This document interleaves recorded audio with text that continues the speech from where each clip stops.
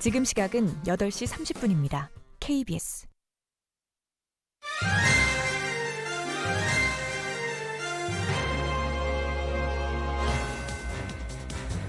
국민의힘에서 30대 대표가 된 것을 저희 젊은 사람이 봤을 때는 좋은 일 같고, 야당과 여당을 떠나서 어떻게 보면 이준석 당대표 경우는 뭐 갑자기 된 건 아니고 많이 준비를 했었다고 생각을 하거든요. 우리 여당에서도 기존에 유능하신 연륜 있으신 분들하고 함께 할 수 있는 젊은 세대의 정치인들 많이 발굴하기 위해서 노력을 해주시면 좋을 것 같은데요. 이준석 당대표가 이번에 됐다고 해서 뭐 그 사람 어떻게 될지는 저는 모르는 거고요. 정치가 젊어진다기보다는 사람들이 어쨌든 그냥 뭔가 바꾸고 싶어 하는 거구나, 그런 열망들은 진짜 많구나라는 걸 느끼죠. 기존의 정치 흐름에 좀 질렸다는 거죠. 차라리 경험이 없기 때문에 이 사람은 다르지 않을까. 그러니까 이미 뭔가 한 사람은 계속 그렇게 할 거라는 생각이 있잖아요. 근데 이 사람은 한 번도 해보지 않았기 때문에 다르게 하지 않을까. 정치에 대해서 노출된 게 별로 없잖아요. 그게 오히려 신비감 같은 거? 국민의힘 같은 경우에서는 여당을 이길 수 있는 방법은 완전한 개혁이 필요하다고 생각하니까 더 이준석 씨가 더 힘을 더 받은 것 같기도 하고요. 늘 진보를 외쳤던 민주당이고, 그다음에 평등의 세대, 개혁을 외쳤었는데 이조차도 해내지 못한 것들을 국민의힘에서 지금 세대 교체를 통해서 국민들한테 보여줌으로 인해서 더 새로운 모습들을 지금 보여주고 있는 거잖아요, 세상에요. 그러니까 어떻게 보면은 보수 집단이라는 것 자체가 되게 좀 나이가 들어 보이고 그런 측면이 있었는데,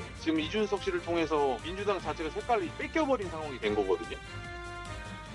안녕하십니까. 배틀전북의 함윤호입니다. 국민의힘 당대표 선출에 대한 시민들의 의견을 들어봤는데요. 시민들도 새로운 변화가 기대된다면서 앞으로의 행보를 지켜보겠다고 합니다. 이번 이준석 당대표의 선출은 국민의힘 전신인 보수정당사에서도 또 주요 정당 가운데 30대 대표가 선출된 것도 헌정사에서 처음 있는 일로 여러 가지 주목을 받고 있죠. 대통령 역시 이준석 대표와의 통화에서 정치사에 길이 남을 일이라며 축하의 인사를 전해주습니다. 자, 이 대표는 당대표 선출 후에 수정연설에서 최우선 가치로 공존을 꼽았죠. 그러면서 비빔밥이 가장 먹음직스러운 상태는 10가지가 넘는 고명이 각각의 먹는 느낌과 맛, 색채를 유지하면서 밥 위에 얹혀있을 때라며 무엇무엇의 다음을 벗어던지고 각자의 개성이 존중받아야 한다고 밝혔습니다. 또 젊은 사람들이 자신의 의견을 이야기하는 것에 대해서 관대해져야 하고, 내가 지지하지 않는 대선 후보라고 해서 맹목적으로 욕부터 하고 시작하는 야만은 사라져야 한다라고 목소리를 높였습니다. 세상을 바꾸는 과정에 동참해 관성과 고정관념을 깨야 한다고 강조하는 야당의 당대표. 자, 여당 텃밭인 우리 지역과 광주 전남 호남 정치권에는 어떤 영향이 미칠까요? 잠시 후에 정치 쟁점에서 논해보겠습니다. 6월 14일 월요일 페트롤전북 시작합니다. 오늘 아침 전북권 뉴스 살펴보겠습니다. 부안의 한 병원에서 코로나19 백신을 정량보다 과다 투여해 방역당국이 결국 이 병원의 위탁 지정을 취소하고 현장 지침을 강화하기로 했다는 기사. 전북 지역 신규 확진이 안정세에 접어든 가운데 사회적 거리두기 1.5단계는 3주간 더 연장된다는 내용. 전 도민에게 1인당 10만 원을 지급하는 전북 재난지원금 지급 일정이 확정된 가운데 재난지원금 신청 방법을 놓고 불만의 목소리가 일고 있으며, 온라인이 아닌 오프라인으로만 재난지원금을 신청할 수 있는 데다 이를 두고 접수처에서는 업무가 마비될 것이라는 우려도 나온다는 기사. 국회의원은 시민의 대표라서 욕할 수도 있다는 발언으로 우리를 일으켰던 조남석 익산시 의원이 공개 사과했다는 내용. 최근 전주 도심 곳곳에서 말라 죽는 나무들이 잇따르고 있는 가운데 경찰은 누군가 나무에 구멍을 뚫어 제초제를 넣을 것으로 보고 수사에 나섰지만 목격자도 CCTV도 없어 어려움을 겪고 있다는 보도 있고요. 전주 완주 시내버스 지간선제가 오는 26일 완주군 이서면에서 시행된다는 소식. 지난해 중고물품 거래 플랫폼에 장애인 판매 글을 올려 사회적 공분을 일으켰던 촉법소년이 이번에는 교사에 대한 협박과 살해 예고로 또 한 번 여론을 들끓게 하고 있다는 기사. 이스타항공 횡령 배임 사건으로 법정에 선 최종구 전 대표와 박성규 전 재무실장이 무소속 이상직 의원을 이 사건의 주범으로 지목했다는 기사. 전북 소방본부에 따르면 최근 10년간 도내에서 담배꽁초로 인해 발생한 차량 화재는 총 130건으로 이 중 가장 많은 비율을 차지하고 있는 화물차의 경우 주행시 앞쪽에서 날아온 담배꽁초가 적재함에 떨어져 화재로 이어졌다는 기사. 익산에서 아스트라제네카 백신을 접종받은 50대가 하루 만에 숨져 경찰이 조사에 나섰으며 고지혈증 약을 복용하는 A씨는 평소 고혈압이나 당뇨 등 기저질환이 없었고 건강 체질인 것으로 알려져 경찰과 보건당국은 A씨의 유족 등을 상대로 백신 접종과 사망 관련성을 조사하고 있다는 기사. 로젠택배 전주 영업소가 택배노조 조합원들의 전산 시스템 접근 권한을 금지해 사실상 해고 통보를 했다는 추정이 제기됐다는 내용. 부안군이 청년층 주거 안정을 위해 다음 달부터 월세 일부를 지원한다고 밝혔다는 소식이 있습니다. 오늘 아침 전북권 뉴스였습니다. 네, 페트롤 전북은 유튜브를 통해 실시간 생중계드리고 있습니다. 다시 보기도 가능하죠. 많은 의견과 제보도 해주시길 바라겠습니다. 월요일 시간 주요 정치 이슈 짚어보는 시간이죠. 페트롤 전북 정치 토파보기 시민 내공, 오늘도 두 분과 함께하겠습니다. 먼저 전북 시민사회단체 연대회의 공동운영위원장인 익산참여연대 사무처장을 맡고 있는 이상민 위원장, 어서 오십시오. 예, 안녕하세요. 자, 공감문화로 대표를 맡고 있는 김인순 박사, 어서 오십시오. 네, 안녕하세요. 김인순입니다. 예. 자, 국민의힘 이준석 당 대표 이야기부터 해보도록 하겠습니다. 이상민 위원장님, 저희가 뭐 균형 잡힌 이야기들을 쭉 하기 위해서 노력을 하고 있습니다만 아무래도 민주당 이야기를 좀 더 많이 해온 게 사실인데, 자, 이번에 전당대회 당 대표 국민의힘의 이준석 30대 돌풍, 자, 뭐 헌정사에서도 없었던 일이었다 이렇게 얘기를 하고 많은 주목을 받고 있습니다. 우선 이상민 위원장님은 어떻게 보셨습니까? 예, 뭐 요즘 연일 언론에서 이 문제를 좀 다루고 있기 때문에 예. 저도 이제 이 사안들을 어떻게 좀 바라보고 있는가, 이 부분에 저도 이제 주목을 해봤고요. 한마디로 얘기하면 이제 변화와 쇄신, 그리고 뭐 2030 세대라고 하는 이야기가 좀 주되게 얘기가 되고 있는 것 같습니다. 이제 그러면서도 이게 과연 정치의 세대 교체냐라고 하는 부분에 대해서 뭔가 이렇게 의문을 가지고 있는 분들도 있는데, 저는 어쨌든 이 이준석 당대표가 가지는 그동안의 정치적 어떤 역량이나 노력, 그리고 새로운 어떤 선거에서의 접근, 뭐 이런 부분들도 주요했다는 생각이 드는데, 예. 저는 어쨌든 보수층 지지자들의 어떤 전략적 선택 아니냐라고 하는 부분에 좀 더 이제 무게가 실릴 수밖에 없는 것 같아요. 그래서 가깝게는 4.7 재보궐선거를 통해서 그렇죠. 20, 30대가 어쨌든 그 문재인 정부와 더불어민주당에 대해서 등을 돌리는 이 광경을 보면서 과연 우리가 대선에서 승리하려면 예. 어떻게 해야 될 거냐라고 하는 부분을 좀 생각할 수밖에 없었던 거고, 그러기 위해서 누가 더 유리할 거냐, 어떤 당대표가 당선이 됐을 때 어떤 이러한 흐름, 특히나 이제 20, 30대를 어쨌든 중요한 지지 기반으로 흡수하면서 갈 수 있겠느냐라고 하는 예. 그런 전략적 판단이 가장 주요했다는 생각이 들고요. 또 여기에 덧붙여서 어떤 이준석 그 당대표가 가지고 있는 뭔가 어떤 자기식의 어떤 정치, 그러니까 대개 뭐 연설문이나 이런 부분들을 다른 사람이 쓰면 갖다가 읽는다든지, 이런 부분들이 아니라 직접 뭐 광주에 내려갈 때는 차 속에서 연설문을 준비한다든지 예. 어떤 이런 모습, 그리고 어떤 이 당대표 선거에 선거 자금이야 뭐 3천만 원, 뭐 2천만 원 이렇게 이야기가 나오고 있거든요. 예. 그렇다고 한다면 그러한 어떤 역량이나 능력을 높이 산 것도 분명한데, 예. 그 바탕에는 어쨌든 정권 교체를 위해서 전략적 투표 선택이라고 하는 부분들이 크게 좀 자리를 잡고 있는 건 예. 맞는 것 같습니다. 여기에 어쨌든 2030의 요구를 수용하는 어떤 이러한 흐름들이 같이 맞물리면서 이런 결과를 만들어냈다. 뭐 예. 그래서 결국에 당심보다는 민심, 그러니까 여기에서도 민심은 주로 보수를 지지하고 있는 유권자들의 마음이 예. 뭔가 이 당심에 의한 나경원 후보가 아니라 이준석 후보를 선택했다라고 하는 이 부분에 저희가 좀 주목할 수밖에 없는 예. 것 같습니다. 자, 뭐 다 아는 사실이겠습니다만 사건으로 본 현상을 이해하자면 역시 최수실 국정농단으로 대통령의 탄핵 이후의 촛불, 그리고 이제 정권 교체, 그 이후에 일어난 일련의 과정 속에서 이 젊은 세대들, 특히나 또 야권에서의 변화가 이 젊은 후보의 어떤 현상에 이제 주목하게 된 것이 이번 결과로 이루어졌고 43.82%의 득표율로 당선이 됐습니다. 글쎄요, 보통 대선은 이제 민심이 당심을 이끌고 하는데, 경선은 보통 전당대회 경선은 이제 당심이 또 민심을 이끌고 하는데, 이번에는 이게 이제 통하지 않는 그런 공식이 됐습니다. 어떻게 보셨습니까? 만약에 기존의 관성대로 갔었었다면 예. 이 국민의힘에 대한 이미지가 보수, 수구, 이제 더 얘기하면 꼴통, 이런 표현까지 우리가 이야기를 하게 되기 때문에 예. 실제로 이 가능성, 대권을 통해서 정당의 뭐라고 표현합니까? 정권 탈환이라고 하는 거에 대한 그 결과를 얻기 위해서는 그 기존의 이미지로는 아마 안 됐을 것이다. 그래서 그에 대한 노력, 아까 말씀하셨던 것처럼 당신보다는 국민의 여론, 무엇을 원하고 있는가라고 하는 거에 대해서 집중하고 있었던 것이 현재 결과를 가져왔었던 주요한 요소라고 생각을 하게 됩니다. 예. 결국은 이번에 당대표가 해야 될 역할은 내년에 대선하고 총선 아니죠, 지방선거 아닙니까? 그렇죠. 그러다 보니까 가장 중요한 대선이라고 하는 정권 탈환이라고 하는 부분에 있어서의 역할을 누가 할 수 있느냐, 누가 이거에 대해서 호응하고 있느냐, 이 부분들을 당원들이 민심을 들었다. 그것을 통해서 이러한 결과를 선택했다라고 볼 수밖에 없지 않나 싶습니다. 예. 지금의 이준석 신임 당대표는 이제 대선만 치르는 것이 아니라 지방선거까지 치릅니다. 그런 의미에서 본다면 우리 전북에 이 이준석 당대표의 앞으로의 이제 영향력은 또 어떻게 미칠 것인가? 전북에 대해서는 어느 정도 공부가 돼 있을까? 어느 정도 관심이 있을까? 뭐 이런 부분으로 자연스럽게 이제 집중이 될 텐데 말이죠. 이상미 위원장님.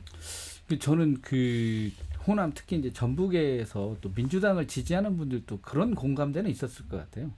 그러니까 앞으로 이제 그 공직선거에 출마를 하는 사람들은 뭐 자격 심사를 거치겠다라고 예. 하는 어떤 이준석 대표의 이야기를, 그러니까 그런 방식이 적절하냐라고 하는 문제를 떠나서 과연 특히나 이제 지방 정치의 어떤 정치인들의 자질과 능력 문제는 올 한해 그리고 작년 올 한해 전라북도를 달궜던 의제거든요. 예. 정말 준비 안 되고 제대로 된 어떤 이런 과정 없다라고 하는 게 갖는 한계가 너무나 분명하다라고 하는 것에 대해서 저는 큰 공감대가 좀 있을 수 있지 않느냐라는 생각이고요. 그래서 이제 이러한 부분들은 사실은 이제 대선보다는 지방선거에 직접적으로 영향을 미치게 될 텐데, 그렇죠. 하나는 어쨌든 국민의힘도 뭔가 이 대선이랄지 지방선거 과정을 통해서 새로운 정치 신인들의 발굴을 위한 전략적 노력을 할 것 같아요. 예. 특히나 이제 어떤 호남에서의 그러한 상징성들을 두는 어떤 그 신인 정치인들의 발굴 노력이랄지 이런 부분들이 실제 영향을 미칠 거고, 모두에게 뭔가 그런 기회가 주어지진 않겠지만 상징적인 어떤 한두 명의 어떤 이런 그 포스트 청년 세대를 대표하는 예. 이런 걸 세우기 위한 노력들을 좀 할 거다라고 하는 생각이고, 그렇다고 한다면 여기에서 그 민주당도 현재와 같은 상태로 지방선거를 맞이하기는 어렵게 되지 그렇겠죠. 않겠느냐. 예. 예. 그래서 저는 그 자격시험이라고 하는 부분을 저는 이제 그렇게 요구를 했었던 거거든요. 시민 배시 문제를 일부 뭔가 도입을 해서 어떤 이 공직선거에 나가는 후보들의 자질과 능력을 시민의 눈높이에서 검증하는 과정들을 예. 아마 도입하게 될 가능성이 높아지지 않겠느냐. 왜냐하면 국민의힘의 이러한 어떤 흐름과 방향에 대해서 민주당도 대안을 내놔야 되는 거거든요. 그렇죠. 그걸 요구받고 있고, 특히나 어떤 호남이나 전라북도에서 그러한 부분들이 국민의힘이 서진 정책을 보다 전략적으로 펼치려고 하기 때문에 예. 여기에 대한 대응들이 상당히 준비되지 않으면 좀 안 되는 그런 상황으로 구도가 좀 가져가고 있다, 이렇게 봐야 될 것 같습니다. 예, 국민의힘의 변화만큼이나 민주당에 대한 어떤 변화를 또 기대하고 있는 분들도 많이 계시는데, 그런 변화가 그것도- 민주당에서 모습이 보이지 않는다고 한다면 예. 도민이 지금과 같은 민주당에 대한 지지라고 하는 부분에 대해서 과연 동의하기 어렵게 될 거라는 거죠. 나중에 또 더 이야기를 나누겠습니다만, 대선 이후에 3개월도 채 되지 않아서 치러지는 지방선거의 그 물결, 그 흐름 속에서 과연 민주당 이외에 어떤 대응할 수 있는 새로운 야당들이 있을 것인가, 또 기존의 야당이 경쟁력이 있을 것인가의 어떤 그 판세를 놓고 본다면, 예측한다면 우리 지역 안에서도 관심사가 좀 될 수 있을 것 같습니다. 그러니까 저는 그 대선이 먼저이긴 하지만 예. 대선과 지방선거가 같이 간다는 거죠. 그러니까 그렇죠. 정당 입장에 놓고 보면 어떤 이 대선에 가는 흐름 속에서 지역에 뭔가 이 정치적 내용이나 틀들을 세워줘야 되거든요. 예. 그랬을 때 지방선거가 당연히 연결되는 거고, 그랬을 때 어떠한 이 후보를 낼 거냐라고 하는 부분에 있어서 경선 과정의 공정성뿐만 아니라 예. 새로운 변화가 시도되지 않으면 그 대선의 어떤 이 부분과 맞물리기 때문에 그렇죠. 어쩔 수 없는 부분이 있다. 저는 이제 이렇게 좀 보는 거죠. 예. 자, 김윤순 박사님, 이준석 대표가 제 기억 속에 전북을 방문한 적이 한 번도 없었던 것 같은데 맞습니까? 네, 도당에서 확인한 결과는 한 번도 없었다고 합니다. 예. 그리고 실제로 그 일종의 그 경선 대회를 치르면서도 전라북도의 비전에 대해서 따로 이야기를 하지 않았던 걸로 나오거든요. 실제로 또 이 워낙 그 인물 경쟁을 하다 보니까 각 지역별 현안 문제에 대한 이야기를 나누기도 어려웠었던 상황이지 그렇겠죠. 않았을까라는 생각이 들어요. 예. 네. 얼마나 이 지역의 현안에 대해서 알고 있을까? 앞으로 이제 뭐 더 많은 이야기를 좀 듣게 되겠습니다만. 그렇죠. 현재 각 지역의 현안을 세세하게 파악하기는 현실적으로 저는 어렵다라고 생각을 하고요. 예.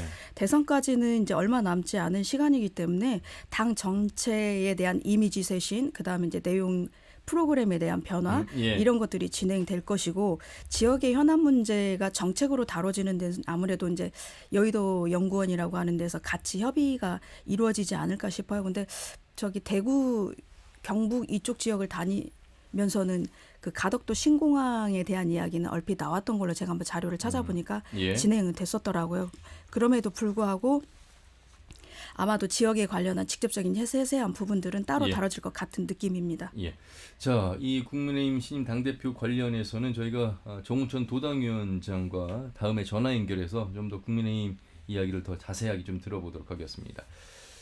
자, 이러는 가운데 이제 여권에선 대선 잠룡들 관련해서 지지 모임들이 활발하게 움직이고 있고 우리 지역을 또 다녀갔고 또 지지하는 포럼들이 만들어졌습니다.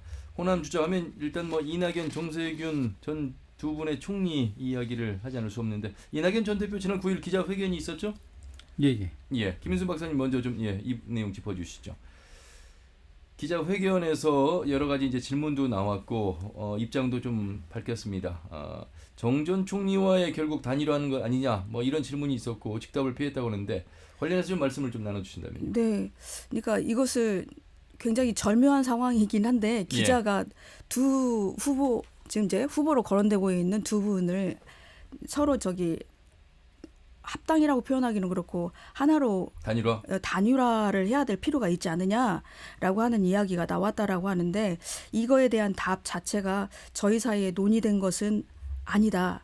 기본적으로 국민께서 판단해 주시리라 믿는다라고 이렇게 답을 했다는 거죠. 애둘러 일종의 단일화가 필요하지 않느냐라고 하는 이야기를 기자입을 통해서 이제 질문을 던지지 않았을까라는 생각이 드는데 제가 생각했었을 때는 이 단일화가 필요하다는 생각이 전제가 되었기 때문에 왜냐하면 이재명 후보에 대응하려면 이 필요하지 않았겠나라고 한 판단을 했었을 텐데 현재 지지율상으로 놓고 보게 되면 이 단일화를 한다 할지라도 그만한 시너지는 발생하지 않을 것 같다라는 생각이 들고 또 시민이 공감 지금 두 분 사이에서 제가 보기에는 모자라는 게 단일화가 선두가 아니라 시민들이 공감할 수 있는 정책이나 비전 자체가 이 두 분들한테선 저희가 읽혀지지가 않거든요. 뭐 세세하게 지역별로 가서 무엇을 어떻게 하겠다라고 하는 것들은 말씀들을 하시지만 실제로 이분이 나라를 이끌어가는 데 있어서 나는 이런 대한민국을 만들고 싶고 가장 큰 의제는 무엇이다라고 하는 것들을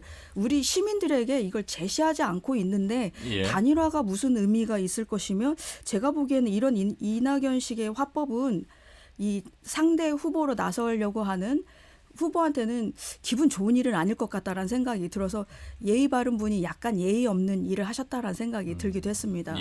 그러니까 이제 저도 그 정석윤 전 총리 입장에서는 지금 추격을 해야 되는 입장이잖아요. 근데 이제 단일화라고 하는 얘기 자체가 나온다는 게 어떤 많은 동력을 떨어뜨리는 그런 거고 이게 이제 공교롭게도 이제 이낙연 그 전 대표의 기자회견 자리에서 이런 질문이 나왔다라고 하는 게 약간은 좀 그 납득하기 어렵다 이런 거고 중요한 건 이제 단일화라고 하는 게 정치공학적인 측면에서 항상 선거마다 나오는 이야기긴 하지만 결국에 그 단일화가 전략적 선택의 근거가 될 수 있을 만큼의 어떤 비전이나 내용은 있는데 새가 약하기 때문에 뭔가 이런 거에 대한 돌파가 필요하다 뭐 이런 시점이 아닌 그래서 앞에서 이제 우리 박사님 말씀 주셨듯이 정치적 비전과 대안을 통해서 뭔가 이런 그 자기에 대한 내용들이 어떤 그 도민이나 국민들에게 지지받는 뭐 이런 과정들을 충분히 숙성시키는 과정을 통해서 이야기가 나올 수도 있다. 근데 지금은 빨라도 너무 빠른 거고 이건 정치적 의도가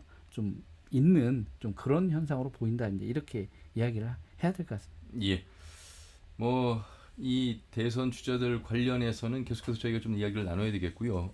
오늘 좀 더 나눠야 될 내용이 있어서 주제를 좀 넘어가도록 하겠습니다. 대권 주자 지지 모임의 대표를 언론사 사주가 맡았다. 이렇게 되면 기사에 영향이 없을까? 이런 현상에 대해서 이제 여러 여론들이 있습니다. 사주의 대권 주자 지지 모임 대표 활동 어떻게 봐야 될까? 이미 뉴스를 통해서 이제 나가기도 했습니다만, 자 이상민 위원장님 먼저 좀 말씀해 주시죠. 이 부분은 어쨌든 이낙연 지지 모임인 신복지 전북포럼의 수석 상임대표를 이제 전북일보 서창원 회장이 맡게 되면서 이제 논란이 됐는데요. 이건 좀 상식적 범주에서 판단을 해봐야 되는 거죠. 그러니까 언론이 플레이어 그러니까 직접 선수로 뛰는 거냐 아니면 심판의 역할을 해야 되는 거냐. 아. 예, 언론은 당연히 심판의 역할을 해야 되는 거죠. 여기에 어떤 개인의 정치적 자유나 이런 부분들은 어떤 이 언론이 가지고 있는 공기로서의 사회적 역할 이런 규정을 받고 있고 예. 그 역할 속에서 많은 특혜와 지지를 받고 있는 거거든요. 그러니까 이런 부분에서 과연 언론사 사주가 여기에 들어갔을 때 공정한 그러니까 심판으로서 공정한 견제나 어떤 이런 부분들을 할 수 있겠느냐 아니면 특정 후보를 지지하게 되는 경향과 흐름이 그 언론을 통해서 표현될 거느냐라고 하는 부분에 대해서 이걸 딱 잘라서 얘기할 수 없지만 결과적으로 어떤 영향을 미칠 거라고 하는 건 이건 도민 누구나가 판단할 수 있는 문제인데 예. 이런 선택을 했다는 거에 대해서는 저는 충분히 비판받고 견제받아야 한다. 그리고 이런 문제에 대해서는 언론 노조나 이런 쪽에서도 적극적으로 목소리를 좀 내야 될 문제 아니냐라고 하는 겁니다. 이제 예를 들면 이제 시민단체한테 요구하는 건 어떤 정치적 중립을 통한 어떤 그 권력 또는 이 공직 후보자에 대한 견제와 감시 기능을 요구하는 거거든요. 예. 그런데 직접 플레이어로 참여를 해서 어떤 후보를 지지한다? 여기에 과연 어떤 시민이 어떤 도민이 지지할 수 있겠느냐라고 하는 부분들을 한 번만 생각하면 너무나 자명한 문제인데 이제 이런 부분에서 누구든 지지할 수 있는 의사를 표현하거나 거기에 참여할 수 있는 거 아니냐라고 하는 얘기는 예. 너무 좀 1차원적이기도 하고 좀 그 내용 자체가 너무 예. 좀 안타깝다 이렇게 봐야 될 것 같습니다. 일단 전북일보는 뭐 우리 지역의 일간지수로서 메이저구 오랜 역사를 가지고 있는 자부심이 있는 신문사인데 사실 전북일보는 2018년이죠. 이미 대한방직당을 매입한 자광이 전북일보의 또 주식의 45%를 사들여서 대주주로 지금 등극해 있는 그런 상황 속에서 현재 지금 상임 대표이사 회장을 맡고 있는 서창훈 회장이 수석 상임 대표를 지금 맡았단 말이죠. 자, 그래서 이 전북일보를 바라보는 시각이 좀 다를 수 있습니다. 김 박사님은 어떻게 보십니까? 글쎄요, 이제 그런 배경들에 있어서의 사주의 의견이 이제 많이 들어가 있을 수도 있다라고 얘기는 하는데 예. 이런 논란에 대해서는 이미 선거 때마다 이야기가 나오고 있거든요. 예를 들면은 미국 같은 경우에는 실제로 이제 대선 후보 지지가 가능하게끔 되어 있고 독일 같은 경우에는 불가능합니다. 우리나라 같은 경우도 선거법 8조에 보게 되면 언론이 특정 후보를 당선시키거나 낙선시키는 보도를 할 수 없다라고 하는 조항이 들어가 있거든요. 예, 예. 그런데도 불구하고 예를 들면 이제 조중동이라고 일컫는 보수 언론에서는 여튼간에 보수 진영의 후보를 직접 대고 하지는 않지만은 지지하는 입장을 계속해서 얘기해 왔고 예. 그 다음에 이제 한경호라고 하는 나름의 진보 쪽의 언론에서는 또 다른 이제 진보적인 후보들을 여튼간에 공식적으로 난 누구를 지지하지 않는다라고 하지만 그런 흐름들은 우리가 읽을 수 있었던 것이잖아요. 예, 예. 저는 여기 내 신문사에서 지금 그래 왔었던 것처럼 이렇게 자연스럽게 내부 안에서 지지하는 직접적인 의견이 아니더라도 충분히 예. 그런 흐름은 만들어낼 수 있었는데 굳이 이렇게까지 갈 필요가 있었느냐라고 하는 생각이 좀 들더라고요. 왜 이렇게 했을까? 근데 결국에는 일종의 이런 상황들을 통해서 어떤 지배력, 신문의 지배력을 확정하려고 하는 거 아닌가? 대개는 왜 신문사가 여론조사를 통해서 지속적으로 발표 보도를 하는 것들은 예, 예. 이 선거에서의 그 여론을 앞서가게 모으고 그다음에 앞서가면서 지배력을 행사하려고 하는 게 주요한 노력들로 읽혀지게 되는데 결국은 이 언론사의 입지를 굳히고 선거에서 지배력을 행사하려는 의도로 보이는다라고 저는 읽혀집니다. 예. 그러니까 저는 그 언론사가 어떤 정책과 공약에 대해서 평가할 수 있거든요. 그건 그 언론사가 가지는 어떤 지향이라고 하는 부분이 있습니다. 그걸 이념적으로는 뭐 보수 또는 뭐 진보라고 이야기하듯이 이제 그런 과정을 통해서 어떤 정책과 공약을 평가하는 과정을 통해서 결과적으로 이게 어떤 부분, 어떤 후보자를 가리킬 수는 있습니다. 예. 근데 이제 중요한 건 그 과정을 통해서 유권자가 이 공약에 대해서 어떤 입장, 나의 정치적 입장을 가질 거냐라고 하는 부분들에 대한 판단의 기회와 과정을 제공해 주는 게 언론이거든요. 그래서 언론사가 어떤 후보가 가지고 있는 공약에 좀 더 주목할 수 있는 거에 대한 명분과 근거는 그 언론사가 지향하는 예. 어떤 사회 발전의 상이나 어떤 그 가치라고 하는 부분들이 전제되기 때문에 그러한 부분에서 우리는 이해하고 바라보는 거거든요. 근데 예. 이 사주가 특정 후보를 지지한다라고 하는 이 부분은 그 안에 있어야 될 정책과 공약에 대한 어떤 가치지향적 공통분모가 무엇이냐라고 하는 부분들이 없다는 거고, 그건 예. 사주가 이야기하는 게 아니라 언론의 어떤 사설이나 또는 그 공약 점검이나 이런 과정을 통해서 이야기해야 한다는 거죠. 자, 이 뭐 저희 페트롤전북도 30년이 넘는 긴 역사를 이어오고 있으면서 지역의 대표 라디오 시사 프로그램으로서 이제 자리를 좀 잡아가고 있는 상황 속에서 항상 이 선거 관련해서 균형 잡힌 목소리를 전하기 위해서 노력을 하고 있습니다. 제작자로서 또 진행자로서도 더 그래야만 하고요. 그런 가운데 이 언론사의 역할에 대해서 이제 두 분께서 말씀을 좀 나눠주고 계시는데, 아마 전북의 소리에서 이제 이와 관련된 전북의 일간지들에 대한 기사 분석이랄지 많은 그 종합 평가를 팩트에 근거해서 좀 하고 있습니다. 사실 뭐 이낙연 전 대표뿐만 아니라 정세균 전 총리와 이재명 지사 관련된 기사, 여러분들이 일간지를 보시면서 그 어떤 신문사가 좀 더 많은 기사를 써내고 있는지를 쉽게 뭐 판단할 수는 없겠습니다만, 이것들을 또 평가하는 언론의 입장에서 보면, 또 이것들을 써내는 전북의 소리 입장에서 보면 조금 더 도움이 될 수 있다는 말씀을 드리는데, 그래서 이제 한국언론진흥재단이 운영하는 뉴스 빅데이터 분석 시스템인 빅카인즈라는 서비스가 있습니다. 요것에 의거해서 토대로 해서 좀 이야기를 좀 나눠봐야 될 것 같습니다. 이상민 위원장님. 예, 그 앞에서 말씀하신 대로 빅카인즈 서비스를 이용해서 이제 검색을 했더니 이제 정세균 전 총리 기사가 이제 지역에서 가장 많이 좀 나왔다라고 하는 거고요. 예. 이제 이 부분은 이제 두 가지로 봐야 될 것 같습니다. 전북에서 활동량이 자체가 많았다라고 하는 것도 있겠고, 아무래도 이제 전북이 출신 고향이다 보니까 이제 상대적으로 좀 그런 면이 있었는데, 이제 관련해서 이제 이재명 지사 같은 경우에는 거기에 비해서는 상당히 적은 보도였다. 그래서 이제 언론에서는 그 뭐 형식적 균형감은 아니겠지만 그게 있을 것 같아요. 뭐냐면 이런 어떤 일반적인 행사나 뭐 이런 이벤트 이런 부분들에 대해서 사실관계를 보도하는 문제와 별개로 예. 사설이나 칼럼들을 통해서는 어떤 대권 주자들의 전반적인 부분들을 좀 균형 있게, 그리고 그 중심 내용과 어떤 그 정책 이런 부분들을 중심으로 적극적으로 좀 다뤄줘야 예. 어떤 유권자들의 좀 판단이 있을 수 있는 거 아니냐 뭐 이런 거고요. 지금은 어쨌든 아무래도 이벤트 행사나 기자회견 뭐 이런 과정에 어쨌든 정세균 전 총리나 이낙연 전 대표가 어떤 그 전북에 방문이 많다 보니까 예. 그쪽에 좀 많았다라고 하는 부분들은 어쩔 수 없는 알겠습니다. 부분이 있는 것 같습니다. 예, 마무리해 주시죠, 김은수 박사님.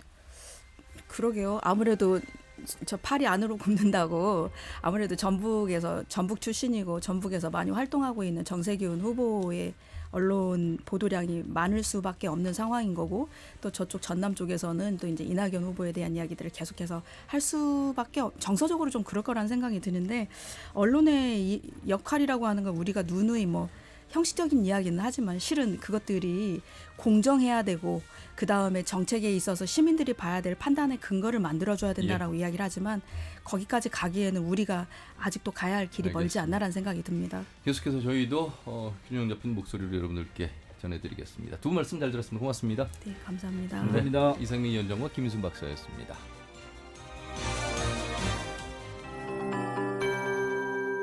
KBS 58분 날씨.